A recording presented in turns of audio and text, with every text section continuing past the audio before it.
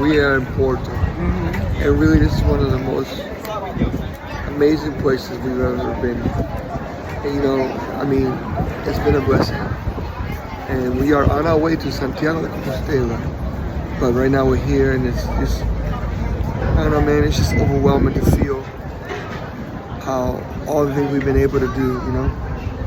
And I appreciate this woman right next to me here. And I gave you a pastel de nata. She gave me, yeah, go ahead, tell them what you gave me. A pastel de nata with some cinnamon and brown and powdered sugar, just the way you're supposed to eat it. We had a Francesina for dinner, and it was the bomb. Yeah, we did. Yeah, that was .com. good. Now the steak, it was a flank steak, so it ain't a ribeye. It's not tender, but you know what? Just appreciate the culture and the food, and it was really good. It was good. It was very filling, very hearty. I have to say, como dice en portugués, muito bom. Ciao. So this is the famous Francesina. Now, you might have heard of a croque madame. It's not similar, but there are some elements that are relative. So, for example, with the croque madame, you have the ham sandwich that's deep fried in egg with a bechamel sauce and a fried egg on top.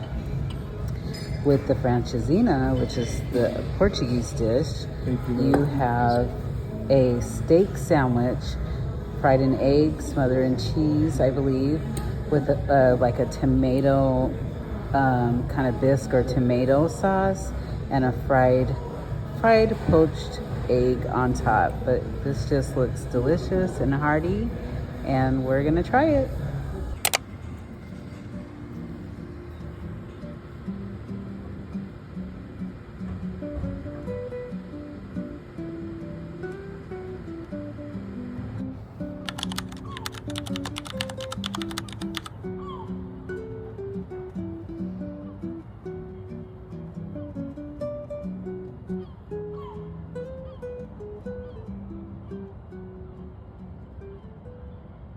Good morning from Porto. I guess it's still morning. What time is it right now, babe?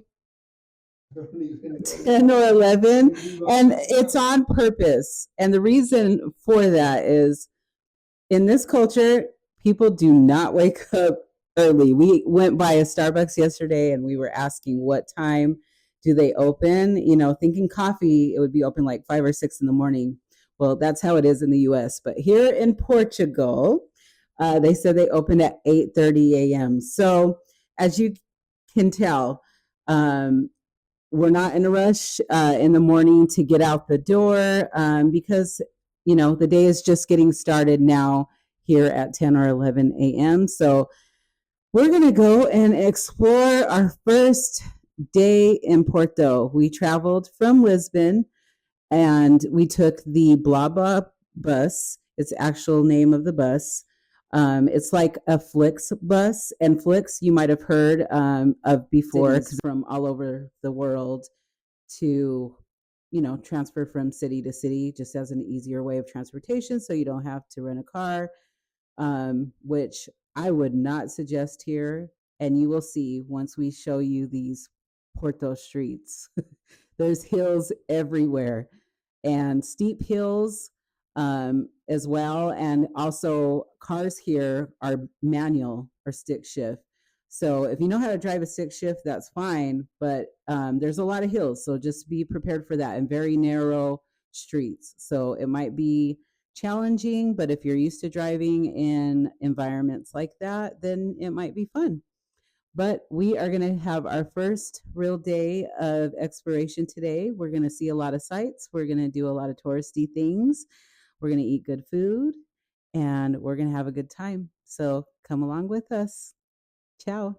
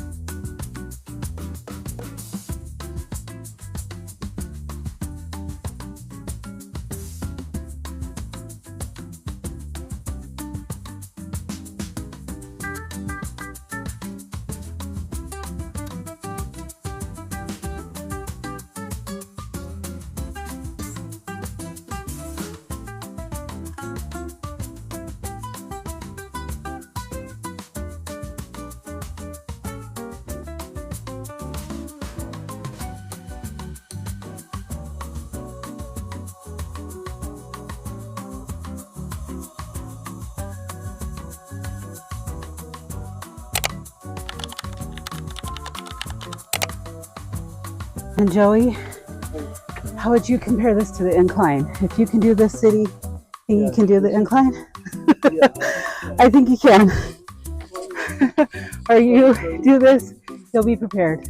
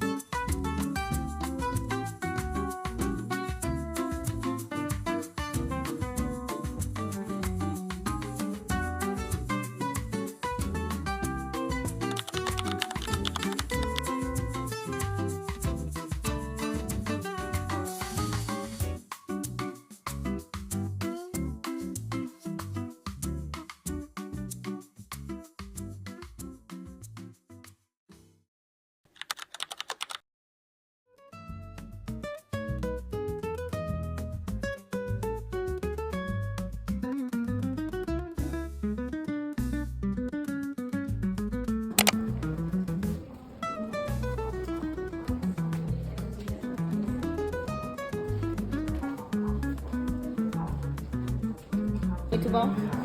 Sweet. Oh, yeah. It tastes like.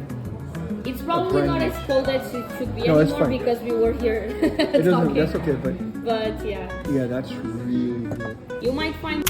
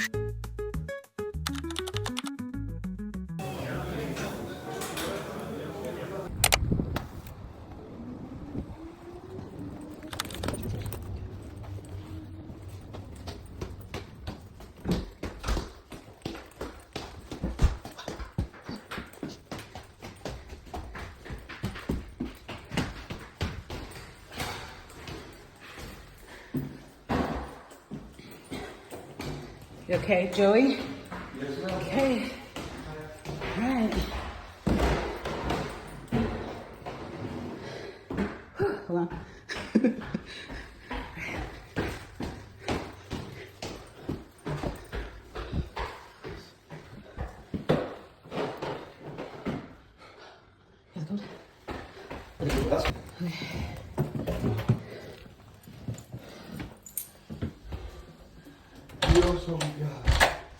All right, so I wanted to just take you up with us now. As you saw, that was a workout, right? But how cute was the curb appeal? It's got the classic Portuguese tile, and the little sun man on the door was a nice little feature as well. So starting off here from the entrance into the first bathroom, we have 2 bathrooms here. It's 2 bedroom, 2 bath. Bathroom is very nice. Got the rain shower head. So very nice feature. Got this open rotating door to go into the shower, glass shower door. Nice little feature. Very nice bathroom, nicely upgraded. We also have the refrigerator. Glad you asked. Right here, giving the tour of the kitchen. So the fridge is actually disguised as a cabinet. It looks very sleek with the white finishes, or the white cabinet surface, and the silver minimal finish here. We also have glass top stove, oven, small sink, microwave, cabinets, and granite countertops, I believe.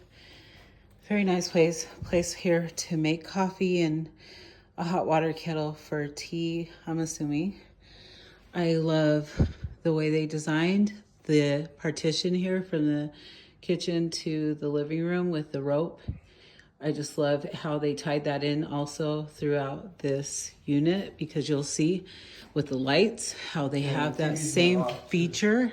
Huh? The TV's in the loft. And it's like a loft, the living room. And there's Joey. He actually picked this place. So kudos to Joey, he has taste. And he did a great job in choosing this, right? So up that window there is our master bedroom.